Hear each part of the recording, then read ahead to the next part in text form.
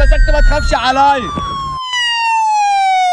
اخويا في الحبس انا نفسي انزل له جلسه. بقول لك يا شكش، الحكومه بتدور عليا وبتدور على اخويا، وزي ما انت شايف انا واقف محرز. يا ريت تشوف لي عندك يومين يا اخويا. ولا يوم ولا يومين. انت فاكر في الحبس لما بنتها معايا على شبر وقبضه؟ مفيش منه الاوبشن ده. شوف انت رايح فين. يعني انا يا اخويا بقول لك شوف لي يومين عندك. بتبند لي على التبنيد القديم. يا عم احلى مسا عليك. ده انا اخويا بقول لك بدور عليه ومش لاقيه. احلى مسا عليك. نروح ارمي البلاوي بتاعتك دي على ناس تانية اصحاب تقفل. انت بقى الاوضه كلها عايزه تخش الاوضه. يا اخويا انت البنا انت عامل ايه؟ المهم انا جاي لك دلوقتي عشان تعدي عندك يومين. الحكومه بتدور عليا وبتدور على اخويا، وانت زي ما انت شايف انا جاي لك محرز. فاخويا نزلني عندك يومين بس عقبال ما اشوف اخويا اشوف الدنيا.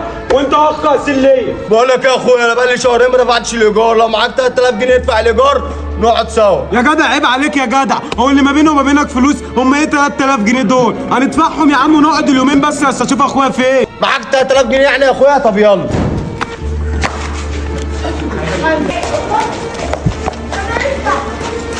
لا بقى يا اخويا احدفني لحد الارض الواسعه عشان معيش فلوس اركب توك توك واخويا تايه وبدور عليه. عادي يا اخويا احنا